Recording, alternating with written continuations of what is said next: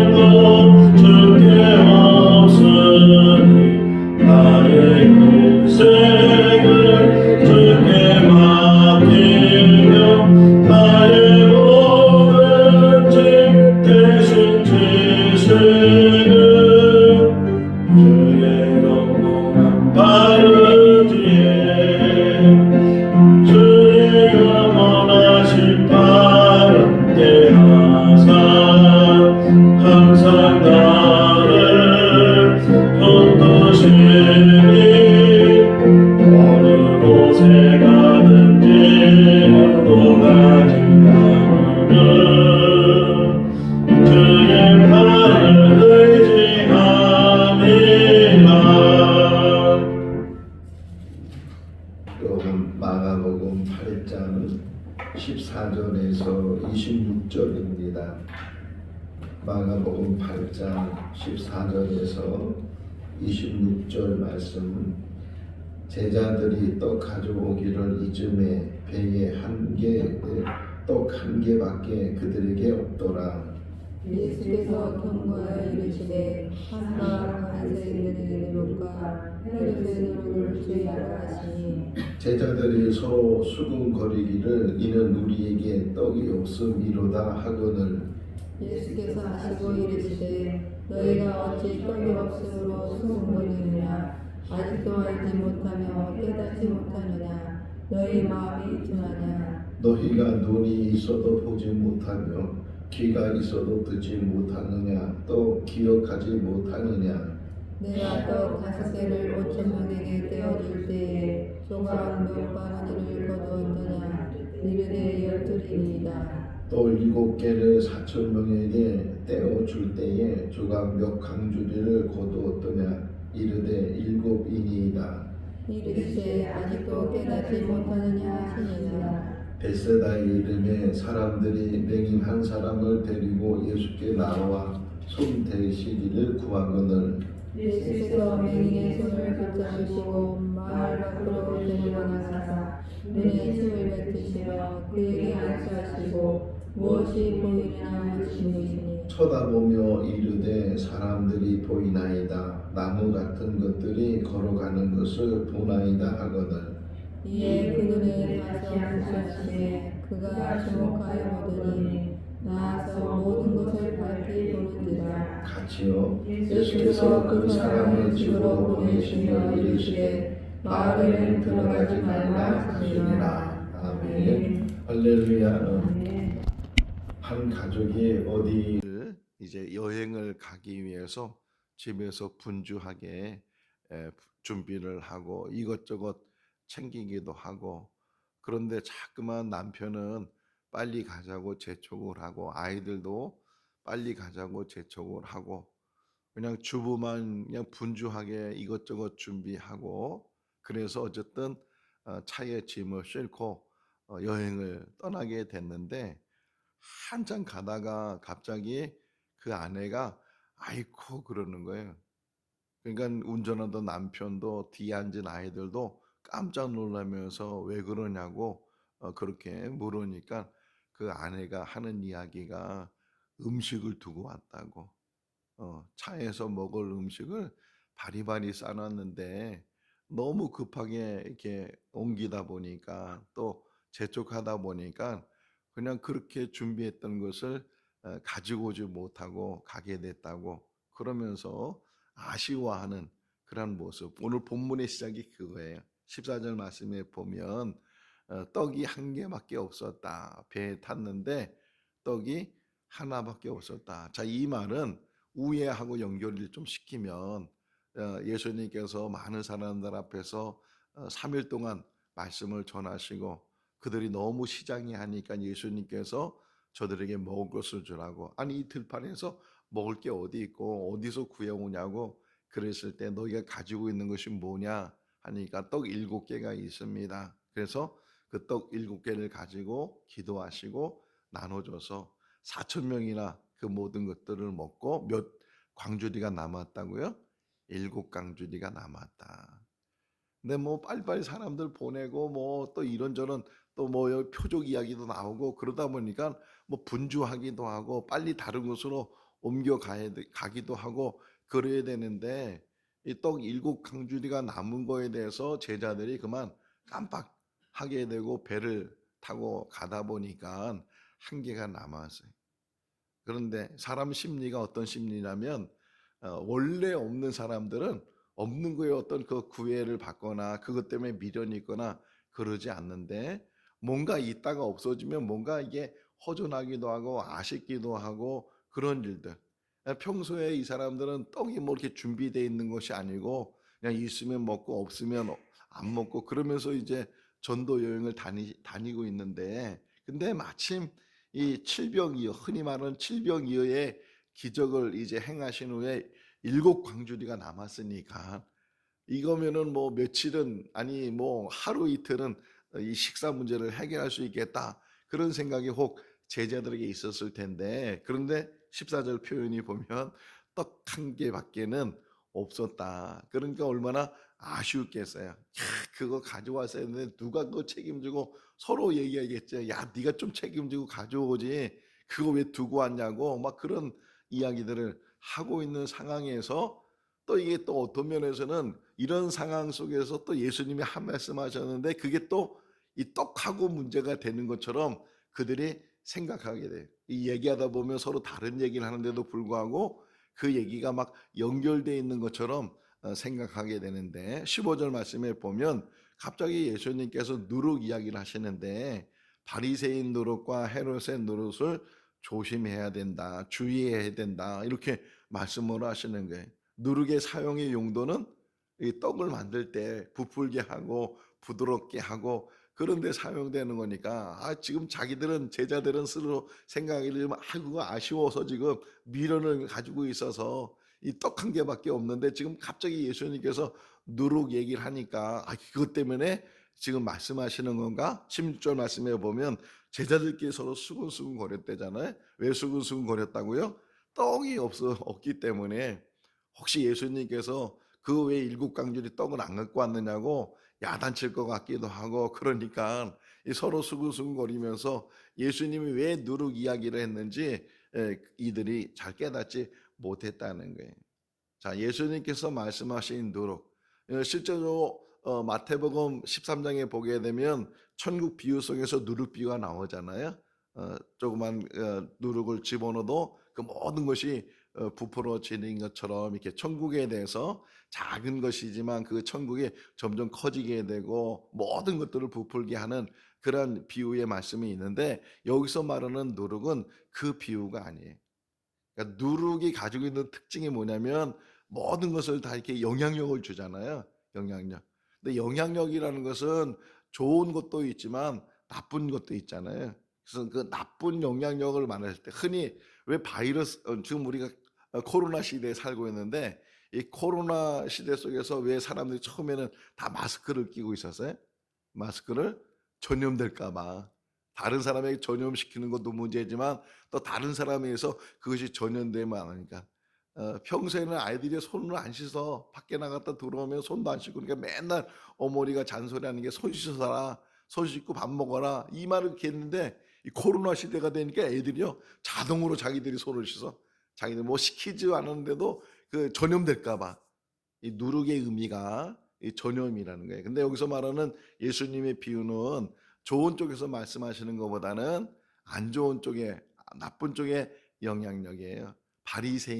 바리새인들의 누룩을 조심해야 되고 헤롯의 누룩을 조심해야 되고 이걸 제자들에게만 하시는 말씀이 아니고 곧 우리들에게도 하시는 말씀이에요. 자, 바리새인하는 이런 표현은 어떤 면에서는 그 당시에 종교의 기득권을 가지고 있는 사람들.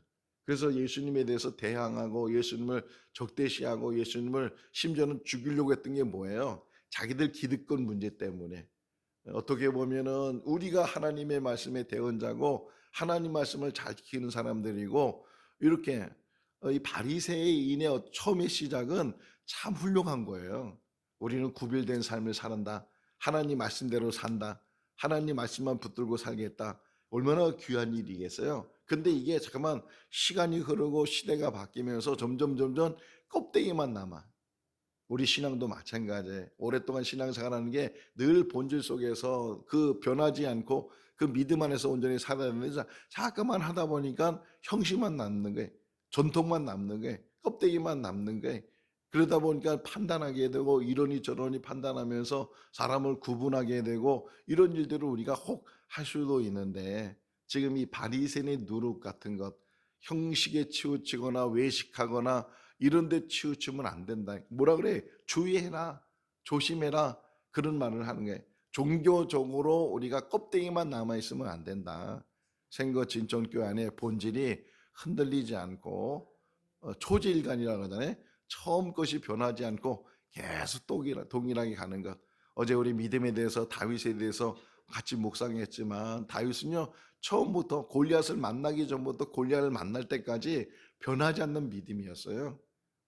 보기 전까지는 두려움이 없었는데 보고 나니까 너무 두려움이 생겨서 기겁이 되고 그런 게 아니고 주눅이 드는 것도 아니고 오직 하나님을 신뢰하는 그 믿음이 같이 가는 것처럼 우리도 형식에 치우치지 않고 오직 본질 안에 말씀 안에 생명 안에 우리가 영원한 그런 천국을 바라보면서 그 믿음 안에 살아간다면 우리는 결국 믿음으로 승리하게 될 줄로 믿습니다. 세상을 이기는 승리는 이것이 곧 우리의 믿음이니라 이렇게 요한이 말하고 있는 것처럼 끝까지 우리 안에는 변하지 않는 믿음이에요. 근데 지금 이 교훈의 이야기가 그런 교훈의 이야기를 해주고 있는데 자 바리새인의 누룩을 조심해라. 껍데기만 남아있고 형식적이고 외식적이고 이런 것들을 조심해야 된다. 또 하나가 뭐예요? 헤롯의 누룩을 조심해라. 헤롯은 왕이 되기 위해서 로마 황제에게 돈을 갖다 바치고 아부하고 이런 사람이거든요. 자기 출세를 위해서, 자기 탐욕을 위해서. 근데 그런 것들을 조심하라는 게, 혹이나 우리가 믿음 생활하면서 하나님을 신뢰하는 것보다는 세상적인 것 더 취하고 그것이 자기를 행복하게 해주는 것처럼, 물론 살아가면서 먹는 것, 입는 것, 마시는 것, 행하는 것, 이런 모든 것들이 다 필요하지만, 그러나 여기에 빠져버리면, 하나님을 잃어버리게 되면, 좀 이제 그 얘기 속에 나와요. 너희는 바리새인의 노릇과 헤롯의 노릇을 주의해야 된다, 조심해야 된다, 이렇게 말씀하니까 제자들은 또 이거를 잘못 들어가지고서 또 이거 판단하는 거죠. 생각하는 거죠. 아, 예수님 지금 빵 얘기하는 거구나. 우리가 이 떡을 하나밖에 안 갖고 왔던 것을 어떻게 하셨지? 이거 이렇게 해서 걱정하고. 근데 지금 이 떡이 한 개밖에 없었다는 그런 마음속에는 어떤 의미를 가지고 있어요? 먹는 걱정이잖아요. 먹는. 지금 이거 한 개 갖고 누구 코에 대냐, 이런 생각으로 지금 걱정하고 있을 때 예수님께서 그 제자들의 걱정을 아시고 여기 말씀하잖아요. 너희가 왜 수군거리. 여기 한번 17절 읽어볼까요? 예수께서 아시고 이르시되 너희가 아직도 알지 못하며 깨닫지 못하느냐, 너희 마음이 둔하느냐. 여기 중요한 단어 하나가요, 아직도란 단어. 아직도. 또 한 번 나와요. 21절 말씀에 보게 되면 이르시되 뭐라고요? 아직도 깨닫지 못하느냐. 두 번씩이나 아직도라는 말은 뭐예요? 지금 이렇게 예수님께서 같이 다녔던 일 속에서 또 많은 것들을 봤을 거 아니에요. 이 오병이어 7병, 지금 그 얘기 해주잖아요. 너희가 이 5천 명이 먹었을 때 몇 바구니가 남았느냐, 또 4천 명이 먹었을 때 몇 강주리가 남았느냐, 12바구니가 남았고 7강주리가 남았습니다, 이렇게 얘기하는 것들을 보면서 예수님이 뭐라고 말씀하시냐면, 그런 것들을 다 경험하면서도 왜 깨닫지 못하느냐, 왜 너희는 눈이 있어도 보지 못하고 귀가 있어도 왜 듣지 못하느냐, 왜 알지 못하느냐, 마음이 왜 둔하느냐, 이렇게 말씀하시는 게, 오늘 이 새벽에도 이 말씀이 우리에게 은혜가 될 수 있기를 바랍니다. 우리는 늘 눈에 보이는 것, 가지고 있는 것, 그것으로 판단하고 그것으로 걱정하고 그것으로 염려하고, 나는 하나밖에 없다고, 이제 이거 먹으면 끝이라고, 사르밧가부가 그런 마음으로 그 마지막 가루를 먹으려고 나무를 주었잖아요. 그때 엘리야가 찾아가 가지고서 그거 대접하라고 그랬을 때, 뭐 이거 먹고 죽으려고 그랬는데, 그런 마음이 있을 때 그 옆에 누가 있었던 거예요? 하나님의 사람이 있었고, 누가 있었던 거예요? 하나님이 계시잖아요. 그 통에 가루가 마르지 않고 기름병에 기름이 마르지 않았다고 이야기하고 있는 것처럼, 지금 제자들은 누구하고 함께 있어요? 우린 누구하고 함께 있어요? 그럼에도 불구하고 우리는 보지 못하고 듣지 못하고 마음이 둔해서 깨닫지 못한다는 게, 너 눈에 보이는 것 때문에, 이것 때문에 없다고, 이거 하나밖에 없다고, 이제 먹을 것이 없다고, 할 것이 없다고, 늘 그런 삶을 우리가 살아가고 있다는 거예요. 아직도 깨닫지 못하느냐, 아직도 알지 못하느냐. 그 5천 명을 먹인 사람이 누구냐, 그 4천 명을 먹인 사람이 누구냐. 너희는 먹을까 입을까 무엇을 마실까 염려하지 마라. 저 하늘에 날아다니는 새를 보라. 저 들에 피어있는 백합화를 보라. 그들은 심지도 않고 거두지도 않는데 하나님이 먹이시고 입히시지 아니하느냐. 먹는 것 때문에, 입는 것 때문에 염려하지 마시고, 하나님이 옆에 있는 것을 보지 못하는 것에 대해서 내 마음을 애통해하고, 임마누엘의 복이 있다 그러잖아요. 임마누엘, 하나님이 우리와 함께 계시다. 여러분, 없으면 없는 대로 사는 거예요. 그래서 잠언 기자가 기도하잖아요. 나를 너무 부하게도 마옵시고 나를 너무 가난하게도 마옵소서. 부하면 하나님 모르겠다고 부인할까 두렵고, 가난하면 도둑질할까 봐 두렵습니다 라고 그가 고백하고 있는 것처럼, 뭐 있으면 있는 대로 없으면 없는 대로, 물론 없으면 불편하죠. 하고 싶은 거, 먹고 싶은 거, 가지고 싶은 것, 뭐 정말 자기 마음대로 하지 못하는 일들 얼마나 불편한지 몰라요. 근데 없으면 없는 대로, 심지어는 없어서 굶어 죽는다 할지라도 내가 믿는 하나님이 나와 함께 하시면 그런 은혜가 우리 가운데 있을 수 있기를 바랍니다. 그런데 제자들은 그것을 보지 못하고 그것을 듣지 못하고 그것을 깨닫지 못하고, 왜 그렇다 그런 거예요? 마음이 둔해서. 마음이 둔해지게 되니까 오늘 새벽에 일어나서 이 말씀을 묵상하면서 어떤 말씀이 기억이 됐냐면 누가복음 24장의 말씀. 예수님께서 십자가에 죽으시고 그런 다음에 부활하신 다음에 사람들을 만났는데 누가복음에서는 엠마오로 가는 제자 두 사람을 만나잖아요. 이 엠마오로 가는 두 제자는 예수님의 부활에 대해서 잘 이제 믿지 못하고 듣긴 들었던 것 같아요. 들었는데 예수님이 정말 부활하셨는지 이 알지 못하는 가운데 예수님이 그들에게 동행하셨어요. 가면서 왜 너희들 뭐 무슨 이야기를 하느냐? 아니 당신은 예루살렘에 일어난 일을 모르시냐고, 그 예수라는 사람이 십자가에 죽으셨는데 그 모르고 있냐고 뭐 이런저런 이야기를 하다가 이제 밤이 돼가니까 한 주막에 들어갔어요. 그래서 같이 유하자고 같이 하룻밤 자자고 그래서 방 안에 들어가서 음식을 나눌 때 예수님께서 기도하시고 그 음식을 나눠줬을 때 그들의 눈이 밝아지게 되고, 그런데 예수님이 안 보였다는 거예요. 그래서 그들이 하는 이야기가 그분이 얘기할 때 우리 마음이 뜨겁지 않았느냐. 그러니까 예수님이라고 깨닫지 못하는 그 상황 속에서도 주님은 그들과 함께 계셨어요. 그런데도 함께 있는 것을 깨닫지 못했다는 거예요. 지금도 주님은 우리와 함께 하시는데 우리는 이 영의 눈이 안 떠지니까 잠깐만 육신의 눈으로 모든 것 전부인 것처럼 알고 육신의 눈으로 판단하고 육신의 눈으로 있다 없다 그것을 늘 결정하고 판단하고, 없으니까 근심하고 있으면 그것 때문에 근심이 없어지는 것처럼 우리가 착각하고 그런 삶을 사는 때가 얼마나 많이 있는가. 하나님은요 한 번도 우리를 떠나신 적이 없어요. 우리가 이 땅에 사는 날 동안도 또 이 땅의 삶을 마친 후에도 하나님은 영원토록 우리와 함께 하시는 줄로 믿습니다. 하나님의 의로운 오른손이 우리를 붙들어 주신다는 게, 떡이 한 개 있건 떡이 뭐 7강주리가 남아 있던 7강주리가 있으면 그거 뭐 얼마나 먹겠어요? 하루 이틀은 뭐 걱정 없이 먹겠지. 근데 그 영원한 건 아니잖아요. 그런데 예수님은 말씀하시기를 내가 생명의 떡이다. 내가 영원한 떡이다. 요한복음 4장에 보세요. 사마리아 수가라는 곳에 가서 그 우물가에 앉아 있다가 물길로 온 여자를 만나잖아요. 예수님께서 그 여인에게 물을 좀 달라고. 그러니까 이 여인은 부정해요. 아니 유대인이 어떻게 사마리아 사는가 상종합니까? 그러니까 예수님이 딱 그때 하시는 말씀이 내가 너에게 생수를 주겠다. 네가 주는 물은 먹어도 목마르지만 내가 주는 물은 그 배에서 샘이 된다는 샘. 그 배에서 한 번 마시면 영원히 목마르지 않은 그런 물을 주겠다.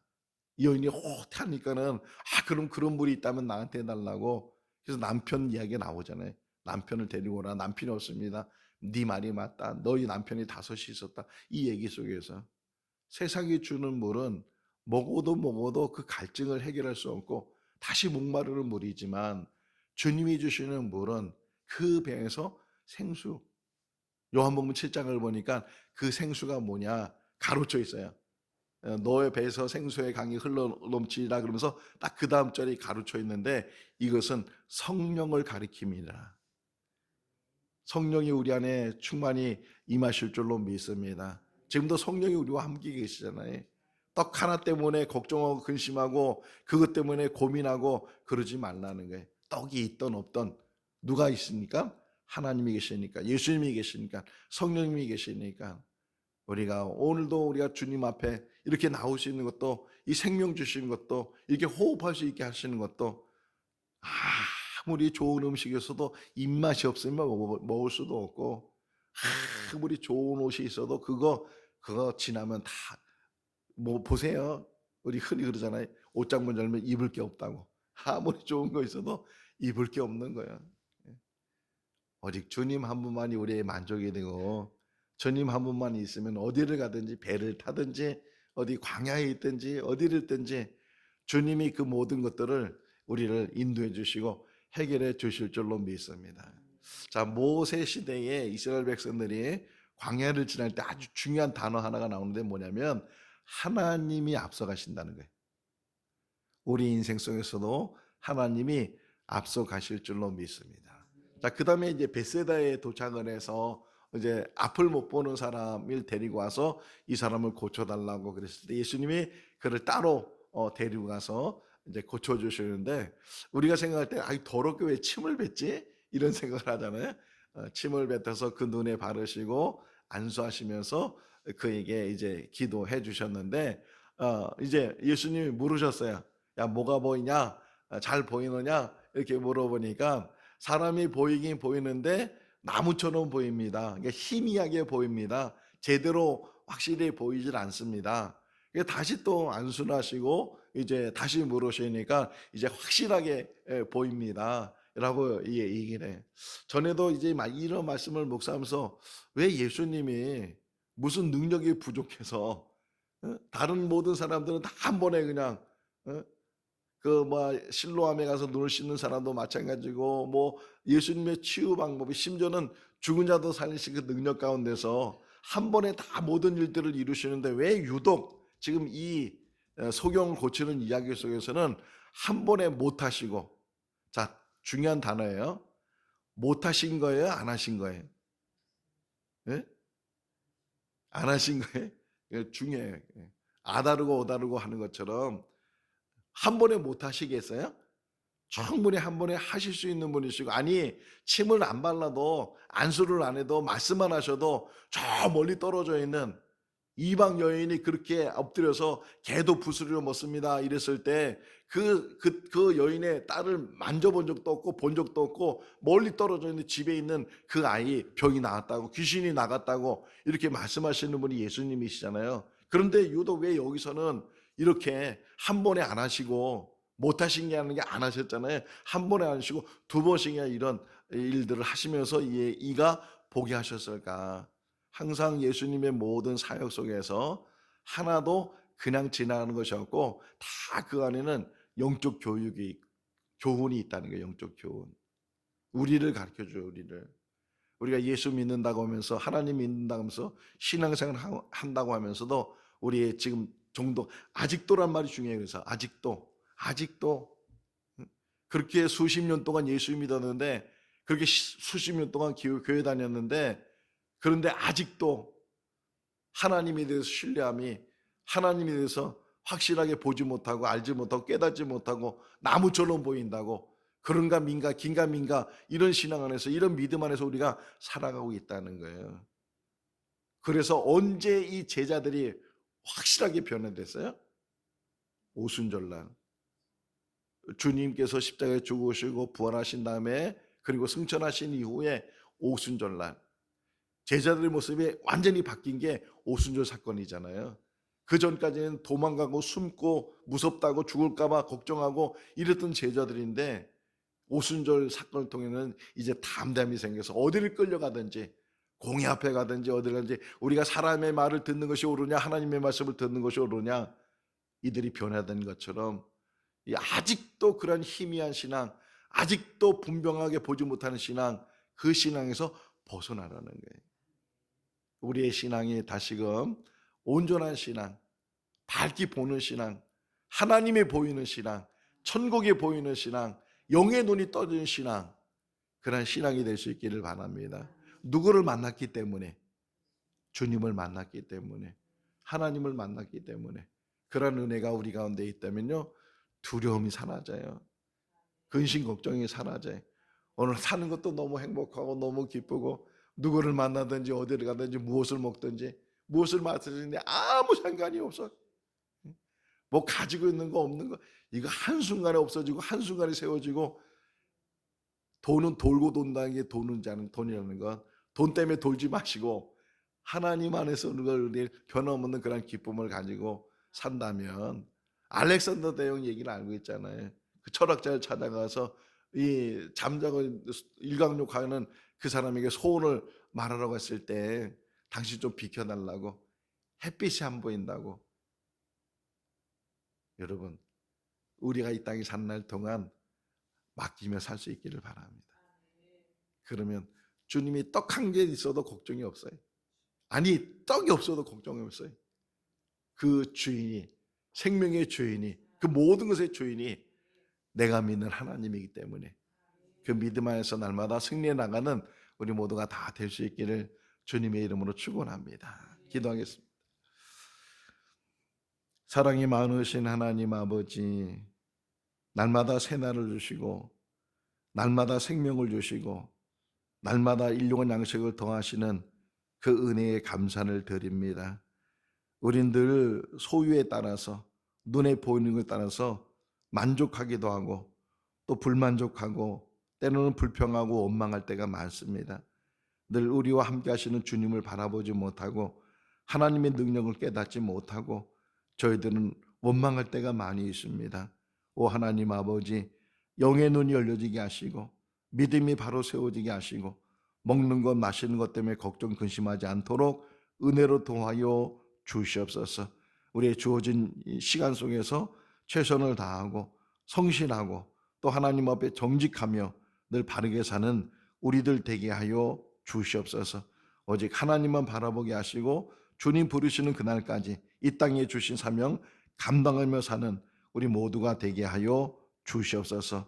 바리새인 노릇과 헤롯의 노릇을 주의하라고 말씀하신 주님, 영적인 그런 껍데기만 남아있지 않도록 또 세속에 빠져서 하나님을 잃어보지 않도록 늘 주의하고 경계하고 조심하며 오직 주님 안에서 참 평안을 누리며 주님이 주신 기쁨 안에서 즐거운 삶을 사는 우리 모두가 되게 하여 주시옵소서. 오늘도 주 안에서 복된 하루가 되게 하여 주시기를 간절히 바라옵고 예수 그리스도 이름으로 기도하옵나이다. 아멘. 마쳤습니다. 자유롭게 기도하시기 바랍니다.